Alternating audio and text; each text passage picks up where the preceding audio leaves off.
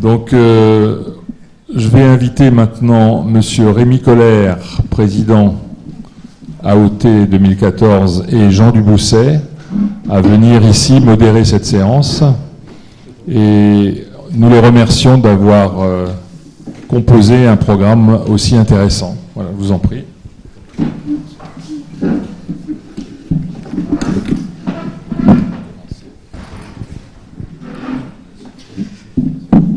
Alors, mes chers collègues, chers amis, Monsieur le Président, je suis très heureux et honoré de participer à cette session.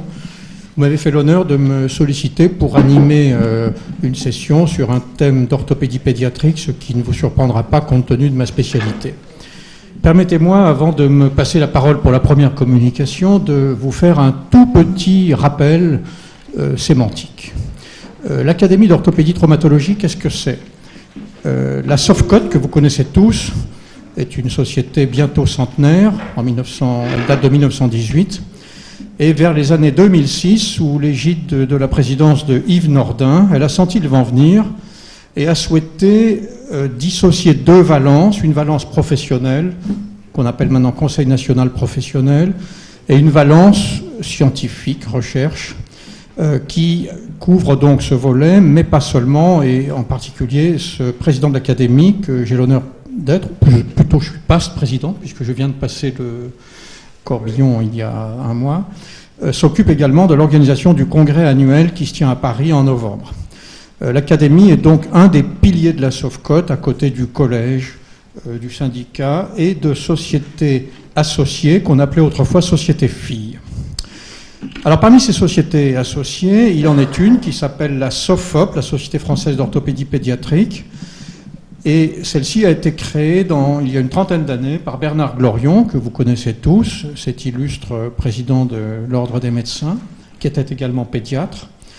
Et cette société, qui s'appelait au départ Groupe d'études en orthopédie pédiatrique, qui s'est donc individualisée en société à part entière et forte maintenant de quelques 300 membres ayant un exercice exclusif ou majoritaire en pédiatrie.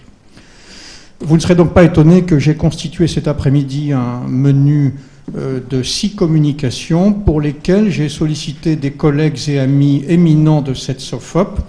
Le programme est varié, touchant au rachis, aux tumeurs, à la traumatologie, au thorax. Et je remercie enfin Jean Dubousset, qui a été pour moi un maître et ami. Je serais tenté de dire devant vous tous, et sans du tout la moindre connotation péjorative, que Jean a été un éléphant de notre spécialité, en nous apportant les bases de la chirurgie tumorale et de la chirurgie du rachis, entre autres, et de la neuroorthopédie également. Donc je remercie Jean d'avoir accepté de co-modérer cette session.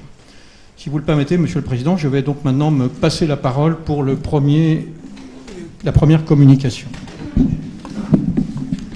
Rémi va donc vous parler du traitement de l'ostéomostéoïde par la technique de forage, résection osseuse percutanée. On est en plein dans le mini-invasif. Et ça ne nous a pas échappé que le mini-invasif envahit l'orthopédie. Rémi, vas-y donc. Oui, on entend bien comme ça. Alors, j'ai le plaisir de faire devant vous le bilan d'une expérience de plus de 25 ans, portant sur 121 cas, de cette technique que j'ai appelée FROP, forage résection osseux percutané, dans le traitement de cette petite tumeur amusante qu'est l'ostéomostéoïde. Alors, un bref rappel, l'ostéomostéoïde, qu'est-ce que c'est ? C'est une tumeur osseuse bénigne, certes, 10% de celle-ci, et qui concerne essentiellement l'adolescent et l'adulte jeune. Elle siège majoritairement aux membres inférieurs et sa symptomatologie est très typique, avec une douleur très intense, particulièrement nocturne, qui a même valeur de diagnostic. Et sur le plan anatomique, son substratum est cette petite lésion très curieuse qui est le nidus, qui est la tumeur proprement dite, la taille d'une petite fraise des bois, enserrée dans une sclérose osseuse. Quel en est le traitement ? Le traitement par les antalgiques est le traitement d'attente, au point même que la sédation par l'aspirine a en soi valeur diagnostique. Mais, in fine, seul le traitement chirurgical de résection du nidus permet la guérison. Jusque dans les années 85, ce traitement se faisait par résection classique, en bloc. C'est le terme d'ailleurs employé par les anglo-saxons. Ou depuis cette date, 85, avec l'essor du scanner, qui date à peu près des années 80, par les méthodes percutanées. Il en existe deux, la thermocoagulation, dont je dirai un mot tout à l'heure et dont je n'ai pas l'expérience moi-même, et l'autre qui fait l'objet de ce papier aujourd'hui devant vous.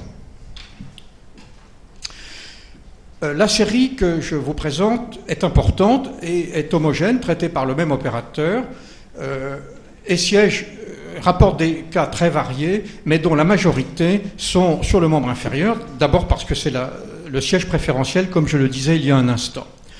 Parmi celles-ci, d'ailleurs, mon intérêt s'est porté particulièrement tout récemment sur le col du fémur, puisque 48 atteintes siègent à ce niveau-là, et amène à discuter des points de technique particuliers que je développerai tout à l'heure. Le diagnostic est un préalable essentiel. On ne peut pas envisager de traiter cet ostéomostéoïde par la méthode FROB sans une certitude qui repose sur l'association de deux examens nécessaires et suffisants, le scanner qui objective un nidus et la scintigraphie qui montre un petit spot d'hyperfixation tout à fait caractéristique. Il faut citer Campanacci, un grand maître en pathologie tumorale, qui disait « La positivité du couple scintigraphie-scanner est nécessaire et suffisante pour porter ce diagnostic ». Le traitement obéit à un principe simple et s'appuie sur un matériel ancillaire développé à cet effet. Il est difficile de traiter l'ostéomostéoïde sans ce matériel, ou en tout cas avec difficulté. Le principe est d'enfiler successivement sur une broche un certain nombre d'instruments, d'abord une mèche, puis une très fine et enfin une fraise, qui vont permettre, après être introduits par sécurité à travers une chambre, d'atteindre le nidus, de le réséquer et permettant au passage l'analyse anatomopathologique de ce fragment. C'est donc un traitement percutané, réalisé par un chirurgien et sous contrôle du scanner. Voici les 4 temps habituels et qui sont toujours les mêmes. Le repérage du nidus sur la coupe scanner, puisque le geste s'effectue sous anesthésie générale, mais au scanner, avec une coupe dite d'élection, qui est celle qui montre le mieux le nidus, comme vous le voyez ici. Après quoi, une aiguille repère la direction pressentie, et quand on a de la chance, on arrive à viser pratiquement d'emblée vers le nidus. Et à partir de là, les choses sont simples. La mèche, puis la très fine, emportent la lésion, comme je l'indiquais. La coupe finale, avant le réveil du patient, doit s'assurer qu'il n'y a plus du tout de nidus sur l'ensemble des coupes adjacentes. Je rappelle qu'un nidus fait à peu près 8 à 9 mm et qu'il faut donc balayer sur cette surface pour être sûr du succès de la méthode. Alors, quelques détails techniques, je vais vite. La voie d'abord, il faut bien sûr éviter les éléments vasculo-nerveux, essayer d'adopter un axe de visée simple sur le plan mental, c'est-à-dire vertical ou 30 ou 45 degrés. On peut aborder soit directement, c'est l'abord direct, ou bien, comme vous le voyez ici, un abord rétrograde sur le tibia, c'est-à-dire qu'il est plus facile de passer à travers la face tibiale fine pour aller atteindre le nidus, là où il ne s'y attend pas. En corollaire, 2 détails sur l'installation du patient. Dès qu'il s'agit d'une lésion en dessous du genou, il faut immobiliser le membre pendant l'intervention, mais seulement pendant l'intervention.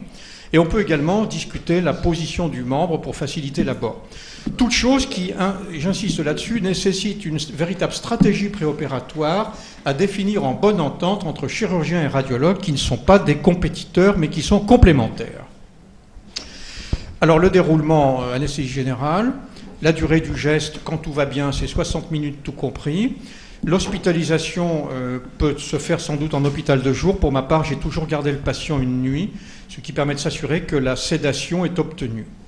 L'appui est habituellement autorisé et on contrôle succinctement le patient, 1 mois pour s'assurer que les douleurs ont disparu, 6 mois et 1 an, 1 an étant le seuil communément admis pour parler de récidive ou de guérison. Alors voici un autre exemple au niveau du tibia, avec cette fois, vous le voyez, un abord dit rétrograde et l'emport de la lésion. Le matériel employé fait 10 mm de diamètre, c'est-à-dire la taille du nidus. j'ai eu l'occasion, dans cette série, d'extraire 5 cas tout à fait étonnants et qui, à mon sens, représentent l'indication par excellence de la méthode. C'est cette lésion rare du nidus siégeant au fond de l'acétabulum, lésion qui, classiquement par un accès direct, est extrêmement difficile. Soit il fallait passer par voie endopelvienne, soit en luxant la hanche, donc toute méthode assez délabrante. Et là, triomphe de la méthode, aborde par voie postérieure, à travers le muscle gluteus, et emport du nidus en se faufilant dans la lame quadrilatère. Voici d'ailleurs la trace sur le scanner tridimensionnel du trou de pénétration en arrière, et voici le trajet de la voie d'abord entre nerf sciatique et nerf pudendal. Alors, quels sont les résultats de cette série de 121 cas ? Ils sont étudiés avec, comme je le disais, un recul minimal de 1 an, à la fois cliniquement et avec un scanner de contrôle. Aucune complication vasculo-nerveuse, hormis une discrète parésie transitoire. Quant aux complications, elles sont rares. 3 complications mineures à type de nécrose lors du tibia, ce qui incite d'ailleurs à faire un abord un peu plus large parce que la mèche chauffe beaucoup. Et puis, il faut informer le radiologue qu'il ne faut pas demander une IRM, il faut demander une IRM avec injection. Parce que cette IRM avec injection va automatiquement, premièrement, nous montrer l'œdème péritumoral et va nous montrer le nidus et pouvoir s'affranchir de certaines irradiations. Parce que en péropératoire, combien de shots allons-nous faire ? Moi, j'ai un souvenir où il a fallu passer plusieurs fois le patient hors, dedans la machine, etc. Parce qu'avec ma broche, j'étais peut-être mal luné ce jour-là, mais je n'arrivais pas à piquer le nidus, je n'étais pas bien centré. Et Philippe Merloz nous dira, utilisez la navigation. Mettez une broche, les petits repères photo électriques et naviguez ça. Et c'est vrai qu'avec un seul shot de scanner, on peut très bien y arriver. Pour la hanche, ton expérience donc de 5 cas, c'est une belle expérience. La mienne est bien plus faible, mais j'ai un souvenir pour une observation que je t'ai adressée où j'avais distracté avec un fixateur externe l'articulation pour ne pas risquer d'aller raboter le cartilage de la tête fémorale, parce que si on veut vraiment enlever le nidus, il faut rentrer un petit peu dans l'articulation du côté acétabulaire, et c'était un risque. Et puis je te remercie d'avoir insisté sur la complication de brûlure cutanée sur le tibia, parce que c'est vrai que le tibia, c'est dur, et quand on fort, et puis on ne se rend pas compte, et si vous ressortez la mèche et vous la touchez, c'est comme quand vous êtes dans le béton, vous vous brûlez, donc le patient aussi s'est brûlé. Donc 3 questions de ma part. L'histoire naturelle. Bon, tu as répondu à la compétition avec les radiologues, donc on peut l'abandonner. Et puis ton avis sur l'IRM. Alors, très vite, l'histoire naturelle. Moi, j'ai la connaissance d'un seul travail sur le long terme, faisant état de guérison, et un autre papier rapporte un cas de suicide du patient qui en avait marre, enfin, qui ne supportait plus cette douleur effroyable. Donc je crois qu'aujourd'hui, il ne faut pas plaider quand le diagnostic est fait, il faut proposer la résection. Je crois que cette question doit être réglée. Alors le problème de l'irradiation, je n'ai plus en tête les valeurs, mais dans le papier tout récent publié sur le col du fémur, et pareil pour l'acétabulum, vous savez que maintenant tous les gestes font un rapport d'irradiation, tant pour le chirurgien que pour le patient. Elle reste tout à fait acceptable avec les scanners modernes. L'irradiation préopératoire, la scintigraphie, elle est la même, quel que soit le diagnostic, il faut le faire de toute façon, quelle que soit la méthode.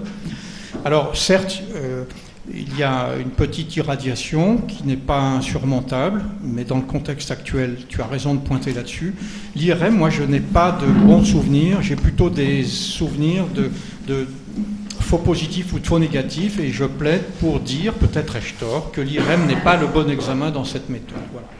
Et puis le problème du radiologue, de toute façon, en France, les gens font comme ils ont l'habitude, ils s'adressent au radiologue où je crois qu'il faut être en bonne entente, et in fine, moi, ce que j'ai pu développer à Lyon, c'est une très bonne entente avec ma radiologue. Ça explique aussi peut-être le pourquoi de cette complicité, mais le chirurgien, ça reste, à mon sens, le FROP en tout cas est un geste chirurgical.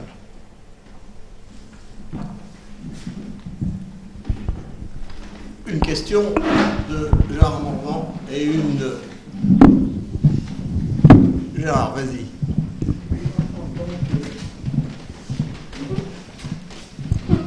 Je suis radiologue.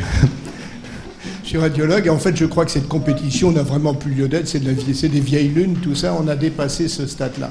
Par contre, en ce qui concerne le FROP, moi, mon intime conviction est qu'en fait le FROP est une étape intermédiaire entre la résection classique à ciel ouvert qu'on faisait avant et les destructions, qu'elles soient thermiques ou par d'autres moyens que l'on fait de plus en plus maintenant.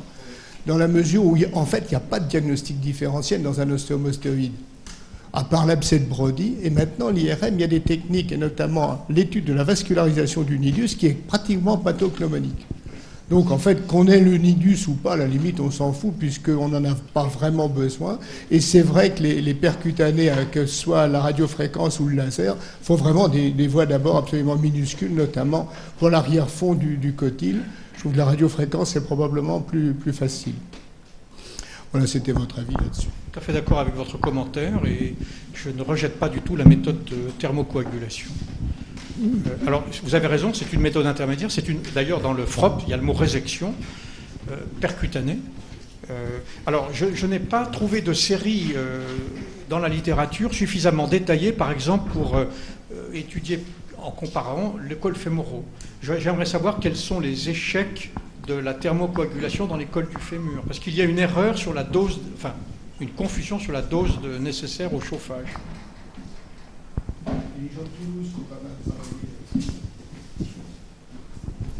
L'équipe de Toulouse a beaucoup travaillé par thermocoagulation, notamment au niveau du col. Et maintenant, c'est un problème qui est à peu près réglé. On sait, en fonction de la thermocoagulation ou du laser, à peu près la dose employée. Je suis d'accord avec vous sur le fait que l'argument anatomique n'est pas à mettre en avant pour le FROP. D'ailleurs, une fois sur deux, on n'a pas la preuve et le diagnostic est fait avant et fait après au vu de la disparition de la douleur. Jacques Caton. Ah, Mermoz d'abord, Jacques Caton d'abord. Allez, vas-y. Oui, en ce qui concerne les ostéomostéoïdes acétabulaires, est-ce qu'aujourd'hui l'arthroscopie de hanche ne règle pas le problème? Je te pose la question. L'arthroscopie de hanche aujourd'hui ne règle pas le problème pour les ostéomostéoïdes de la cavité acétabulaire. Est-ce que tu as une expérience? Il y a eu deux papiers de japonais qui ont essayé par arthroscopie avec échec. Et alors? Avec échec. Oui, une remarque suite à l'intervention de Pierre Lascombe et sur le papier évidemment de Rémi Colère. Lorsque les scientifiques et les médecins travaillent ensemble, ils sont arrivés à monter ce qu'on appelle des laboratoires d'excellence, des LabEx.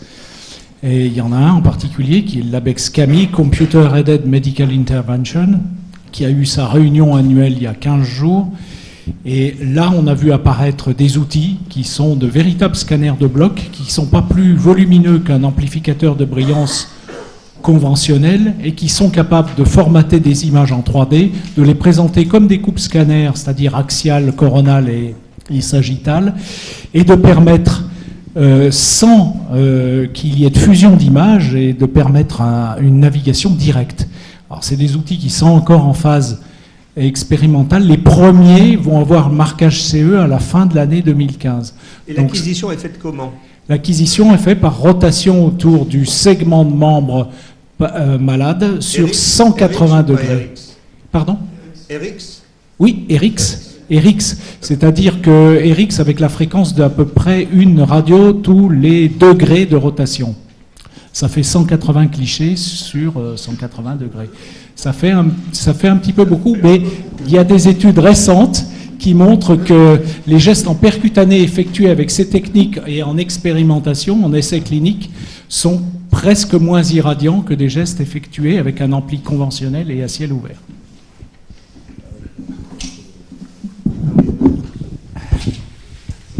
Oui, Philippe Topard-Angers. Admettons que la résection par la technique FROP soit complète. Quel est le risque de récidive des ostéomostéoïdes et est-ce qu'on a une idée comparativement par rapport aux techniques de résection en bloc classique?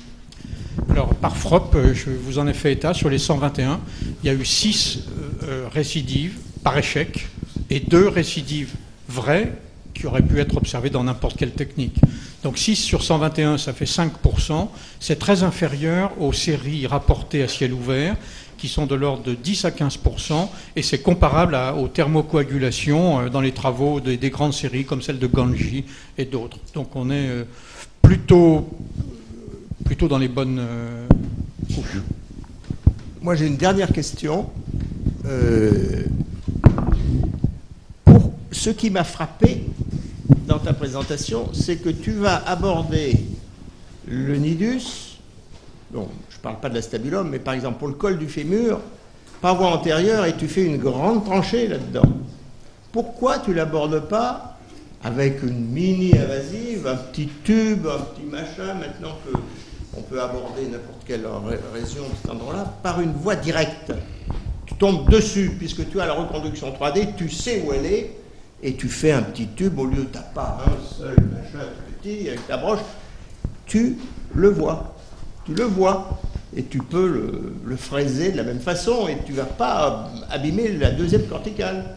Je comprends ta question sur le plan théorique, c'est tout à fait juste, mais en pratique, quand on passe par derrière, si le nidus est à la face postérieure, on est beaucoup plus loin, il faut traverser le glutéus, et les marges d'erreur font qu'il y a des risques de récidive. Donc je plaide pour un abord le plus direct possible, le plus direct en percutané, c'est-à-dire par en avant, on est très bien. Voilà. J'ai compris, mais des fois, tu sais, c'est le balancier. On est percutané, et puis de temps en temps, on peut un petit peu... Oui, non, mais c'est discutable. Alors, bon.